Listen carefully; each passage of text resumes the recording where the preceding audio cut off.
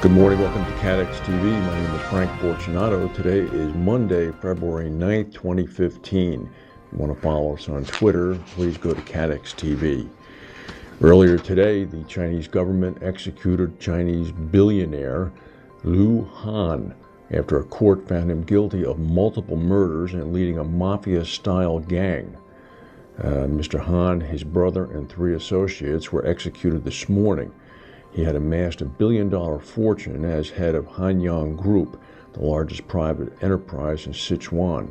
He invested in minerals, electricity, energy, finance, and real estate. The 48-year-old Liu had been found guilty of 13 crimes, including murder, organizing casinos, running a mafia-style gang, and selling firearms. After his execution, William Ni of Amnesty International in Hong Kong raised several questions about the investigation of the government into the executed parties. He said, "I think there's cause for concern." Liu Wei said in court that he was tortured while being interrogated and he was beaten every day. So under Chinese law and under criminal law, any evidence that's taken through torture should be excluded, but it seems that in this case it was not. Ni went on to say that the investigation raises broader questions about China's corruption crackdown, in which government officials can be placed under shanghui, which is a form of extra-legal detention where investigative subjects are not allowed access to friends, families, or legal defense. The Amnesty International representative said that none of the targets of China's crackdown on corruption will have protection under rule of law. Again, this is always a concern for Western investors in China, that the rules can be simply discarded when needed by the leadership. Here's an interesting observation from Stephen Catlin, the group CEO of Catlin Insurance in London, just hours after Anthem, the second largest American health insurer, announced that it had suffered a massive security breach. Catlin, the largest Lloyd's of London insurer, said that cyber attacks are now too big for private insurance companies to handle. Catlin was being quoted by the Financial Times. He said that governments should take over risk coverage for hacking and malware. Catlin said our balance sheets are not large enough to pay for that. He said that cybersecurity was the biggest, most systemic risk he had ever seen. Insurance companies have previously pointed out that traditional risks such as natural catastrophes are more contained than cyber threats. Earthquakes in Japan, for example, don't cause hurricanes in Florida. However, with software and internet architecture, one simple attack can in fact spread worldwide very quickly. Catlin said it's possible you can have the same loss happening around the globe at the same time. New England and parts of New York awoke today, Monday, for the 3rd Monday in a row to a fresh blanket of snow, as a storm is threatening to bring up to 2 feet of snow in some areas across the Northeast. Some areas of Massachusetts had a foot of snow on by the time dawn broke this morning. Logan Airport has already sustained about 10 inches of snow. Approximately 2,000 flights around the Northeast have already been canceled. Stocks in Athens fell sharply this morning after Prime Minister Alexis Tsipras announced plans to reverse a string of economic reforms in defiance of the bailout terms imposed upon Greece by the European Union. Later this week, he's going to meet European leaders. That will be a very interesting discussion. Tsipras said that he's vowed to raise the minimum wage to 750 euros a month by 2016. He's going to rehire some public sector workers. He's going to provide free food and electricity for the poorest households, and he's increasing the tax threshold.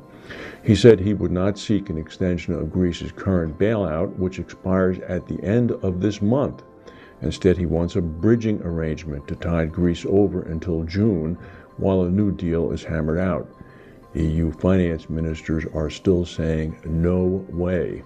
That will be a very interesting conversation. Egypt has suspended its football league and ordered an investigation after at least 40 people were killed and dozens more injured in a stampede as clashes broke out between police and supporters after a soccer match in Cairo. According to witnesses, violence erupted when the police attempted to set up barricades and used tear gas to disperse soccer fans trying to force their way into the stadium. This all occurred yesterday. Also occurring yesterday was a massive explosion in the Ukraine city of Donetsk in the eastern part of the country, killing Russian-backed troops and destroying equipment. According to some observers, this has been the biggest explosion of the war between Russian separatists and Ukraine national government. It was a military chemical plant that produced industrial explosive. It also outfitted ammunition and artillery equipment with explosive ordnance and disposes of obsolete ammunition. So obviously it was ripe to be exploded. Incessant rain overnight and on Monday has triggered widespread flooding in the Indonesian capital of Jakarta, bringing traffic to a standstill and trapping guests inside hotels.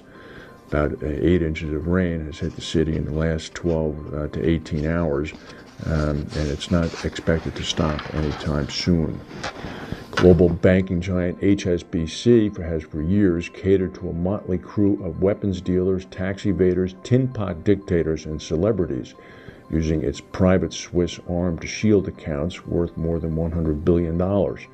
Documents obtained and analyzed by the International Consortium of Investigative Journalists reveal how the bank used the secretive Swiss banking system to conceal the identities of account holders and in many cases actually assisted depositors from paying taxes. In the United States, it was the lead story on the regular Sunday night news broadcast 60 Minutes. In a statement released to the Investigative Journalist Consortium, HSBC said that the Swiss private bank has undergone, quote, a radical transformation in recent years, including reforms that will make it more difficult for clients to evade taxes or launder money. The bank continued to say, we acknowledge that the compliance culture and standards of due diligence in HSBC's Swiss private bank, as well as the industry in general, were lower than they are today. Worth noting that 2 years ago, HSBC sustained a $1.9 billion penalty for actions much the same. That's the news for today. If we have any news that's breaking, we'll come back and tell you. If not, thank you for watching, and we'll see you tomorrow.